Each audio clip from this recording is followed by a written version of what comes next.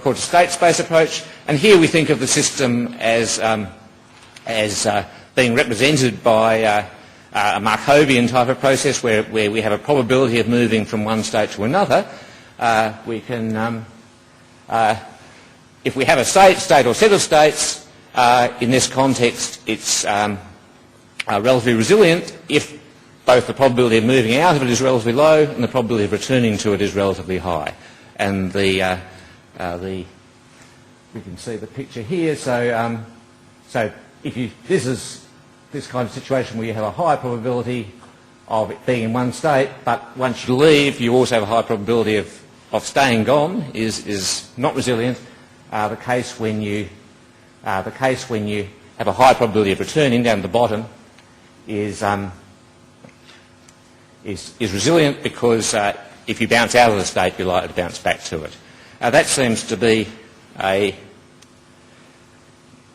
useful description for a bunch of purposes, certainly for a bunch of the kind of purposes that we want to use in management, is to try and develop policies which achieve resilience in that state-dependent sense. So, a crucial point about this is that any description like that for a system like a coral reef is a great oversimplification. We're going to have lots of states and move through them, so we need notions like sets of states within which the equilibrium can be located and policies that are going to promote that.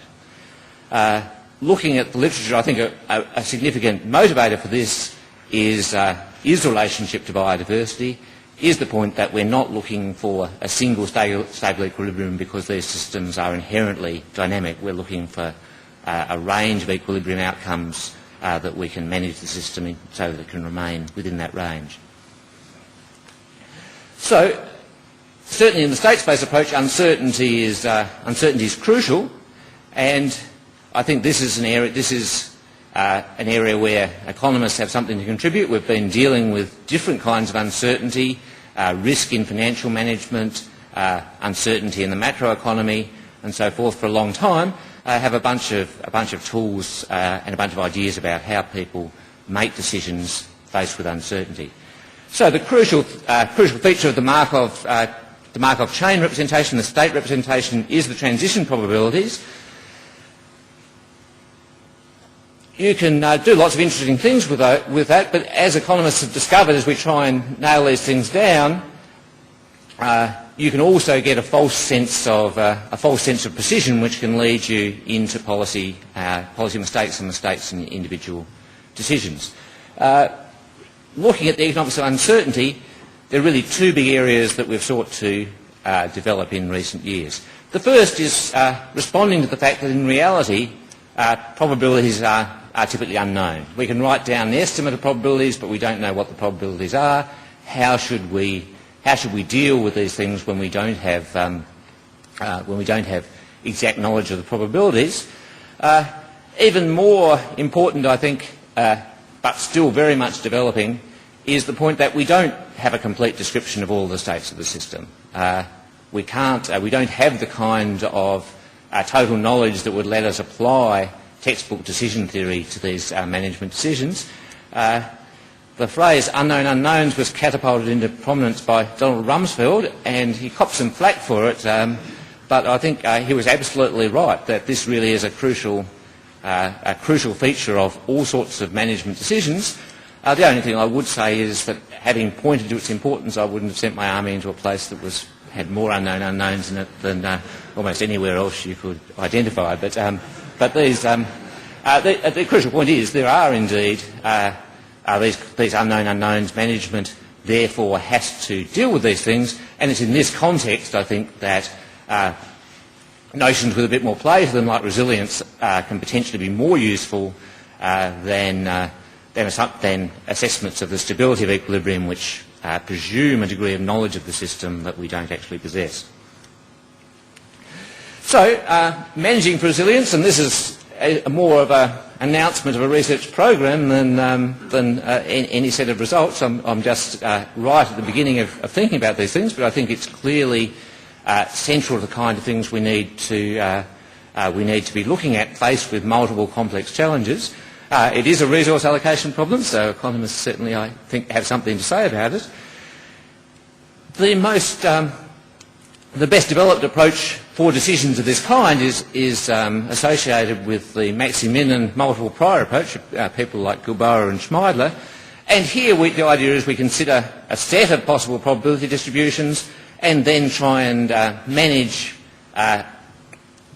in general for the worst of those. The worst of those will differ depending on what choice we make, so we try therefore to focus on a robust approach to management, one that is robust to errors in our assumptions, the arrival of unknown unknowns.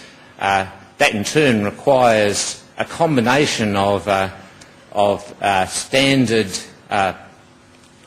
risk analysis, which typically rests on complex calculations with known probabilities, and more inductive reasoning in which we apply heuristic principles that have been shown from past experience to work well. So I think this is clearly closely related to the use of the precautionary principle.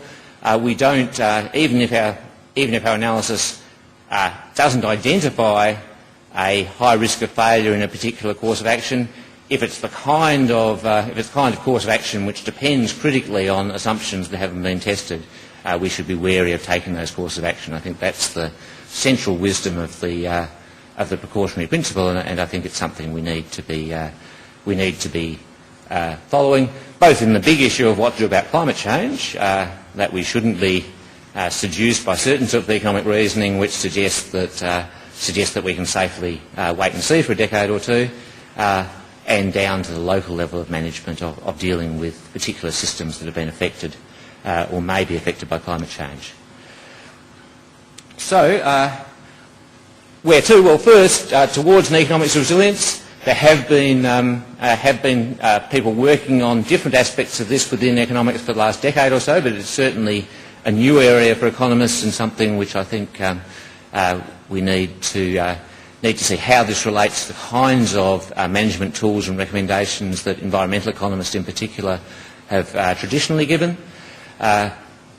Responses to climate change, as already mentioned, this is both obviously mitigation of climate change, stabilising the climate is crucial, but it clearly isn't going to be sufficient to stop damaging climate change under almost any plausible scenario. So we need to think about responses to this and how those responses interact with responses to the other even more pressing threats of biodiversity loss and destruction. And finally, I think we still need to clarify thinking about biodiversity, certainly economists do, going beyond instrumental views of biodiversity to try and incorporate it more into our thinking to understand how the natural evolution of systems is valued and how we can take into account biodiversity as a policy tool. Thanks.